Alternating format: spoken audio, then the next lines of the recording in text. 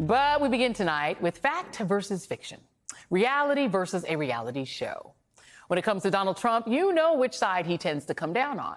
Trump seems convinced that he can make people believe the world is actually flat.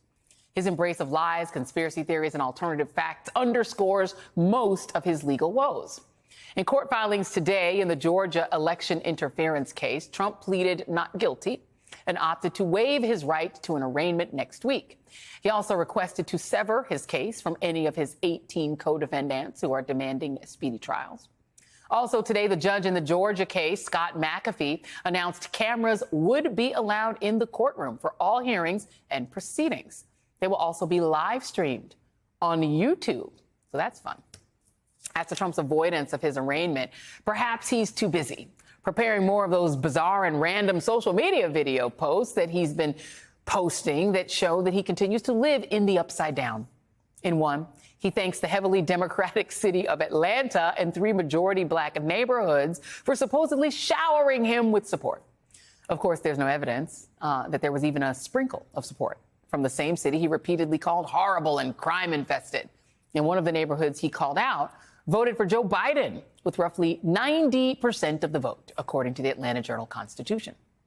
Speaking of the reality show version of the world Trump lives in, it's actually a different legal case that threatens to put an end to one of his longest-running fictions, that he's actually a real billionaire.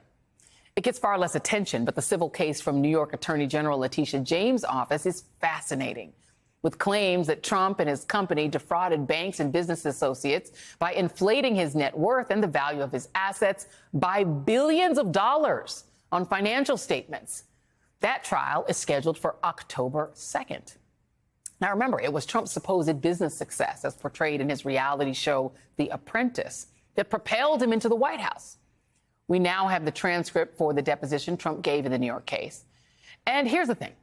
Far from being a very stable genius, Trump is really not that good at depositions.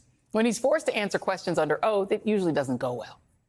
During his deposition in the E. Jean Carroll case, for instance, he not only doubled down on his famous Access Hollywood comments, but even after making the abhorrent defense that he couldn't have sexually assaulted Carroll because she was not his type, he confused an image of her with his former wife, Marla Maples. It's true with stars that they can grab women by the... Well, if you look over the last million years, I guess that's been largely true. Not always, but largely true. Unfortunately or fortunately. And you consider yourself to be a star? I think you can say that, yeah. It's Marla. You're saying Marla's in this photo? That's Marla, yeah. That's my wife. Which woman are you pointing to? No. Here. Carol. Oh, is that? The person you just pointed to was E. Jean Carroll. Who is that? Who is this? Point, your wife. And the woman on the right is your then wife, I don't know. Ivana? This was the picture. Ivana. I assume that's John Johnson. Is that? That's Carol. Because it's very blurry. I mean, it's very blurry, the picture. So when Trump agreed to sit down, what turned out to be a 7-hour deposition this April with the New York Attorney General's office, you can guess how well that went for him. Trump claimed that he could not have been involved in committing business fraud when he was in the White House because he was too busy saving the world from nuclear holocaust. Quote, I was very busy. I was considered the most important job. It was considered the most important job in the world, saving millions of lives. I think you would have nuclear holocaust if I didn't deal with North Korea. I think you would have a nuclear war if I weren't elected. And I think you might have a nuclear war now, if you want to know the truth. And when it came to his annual financial statements, in which James says he overvalued his properties by up to $2.2 billion each year, it looks like Trump copied the defense that his recent pal and fired Fox host Tucker Carlson's lawyers used in a slander suit against Tuckums. That trial, that Trump never felt that the documents would even be taken seriously. Trump, I never felt that these statements would be taken very seriously because you open it up and right at the beginning of the statement, you read a page and half of stuff saying, go get your own accounting. Go get your own this, go get your own that.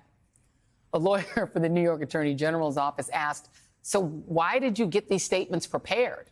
Trump responded, I would say more for maybe myself, just to see the list of properties. I think more for myself than anything else. And if that wasn't enough to get him off the hook, Trump said, don't trust him, just listen to his friends. Quote, friends of mine have said, you're the most honest person in the world. So we've done a good job. Don't get credit for it. That's okay. I'm joined now by Joyce Vance, MSNBC legal analyst, former U.S. attorney, and professor at the University of Alabama School of Law, and Tim O'Brien, MSNBC political analyst and the executive editor of Bloomberg Opinion, who I think was very much enjoying the Trump deposition. Tim, you've deposed Trump before. Why does he keep doing it?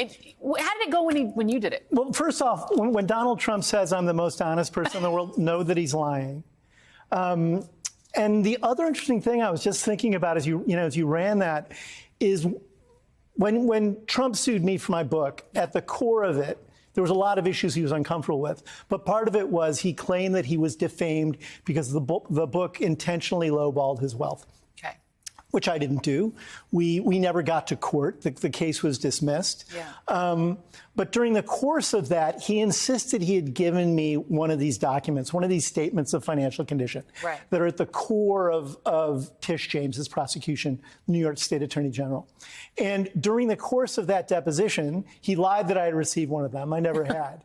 But he also talked during that deposition about how these were definitive outlines of how much it was worth, that I should have taken them seriously. And then during my deposition, they passed one of those across the table to me. And his lawyer said, would you take this seriously? And I said, well, actually, I wouldn't. And they said, why? And I said, because in the opening pages of this document, it says it hasn't been audited by his accountants, and it doesn't conform with standard accounting principles. So it's very interesting to see him now say, you shouldn't take this seriously right. because it doesn't conform to standard accounting principles, and my accountants didn't sign off on it, and I don't really take them seriously. I just treated it like a list of properties, which is completely untrue.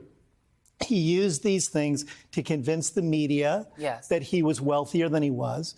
And the reason that's so important to him, the reason you see him on these tapes talking about, I'm much richer than other people, I'm much smarter than other people, I'm president and you're not, is because he's deeply insecure. He's insecure about his intellect. He's insecure about his success. He's insecure about his wealth. He's insecure about his physicality. Yeah. You name it, he's insecure about it, which is why he always boasts about it. Yeah. I think what's interesting now in the current, prosecution that he's facing on this issue, it's the first time he's been held to account rigorously, I think, other than our lawsuit, in a legal setting in which he gets himself in trouble when he lies under oath, or he's presented with documents that contradict the truth. Yeah, I mean, and Joyce, it is not illegal to plus up your wealth to try to make yourself look good, right? It is, I can imagine it's not illegal to lie about being richer than you are to get, marks to vote for you and make you president because they think The Apprentice is real and not like fake like Cribs.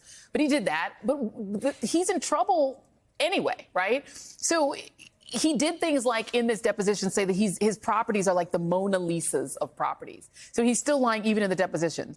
He says his brand is worth billions. Quote, Donald Trump, the biggest thing is not included. It's my brand. My lawyers never bring it up, but the brand is the biggest. And because you can double, triple my statement. But my brand is, if I wanted to create a good statement, I start with sentence one. My brand is worth billions and billions of dollars.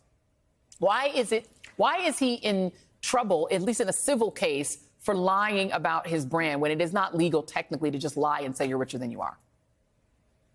Right. So that's exactly the right question to ask to help us understand this lawsuit. It's brought by New York's Attorney General. As you point out, Joy, it's a civil case, and it alleges that Trump fraudulently used fraudulent practices, what Tim is referring to on these accounting statements, in order to obtain benefits when he was trying to get, for instance, insurance or trying to value properties in order to get loans. So she is, in essence, alleging that he engaged in improper business practices and should be penalized in terms of his ability to do ongoing business in the state of New York. That's the ultimate liability that he faces here.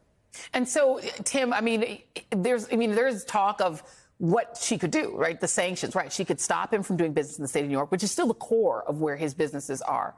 But if it also comes out in the course of this trial that he's lying about all of it, I would wonder if people would want to invest in these future golf course businesses. I mean, he mainly sells his name. He doesn't own as many buildings as people think he owns. He actually mostly licensing, quote unquote, his brand.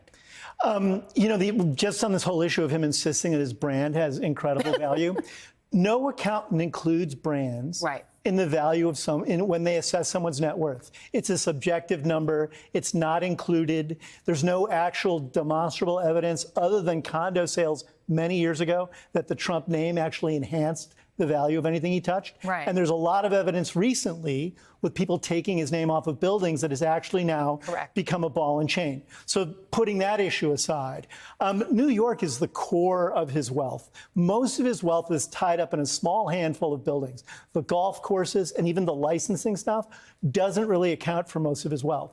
And he built that wealth on his father's money in New York. And I think the real threat in the Tish James case is she can prevent him ultimately from doing business in the state and city of New York.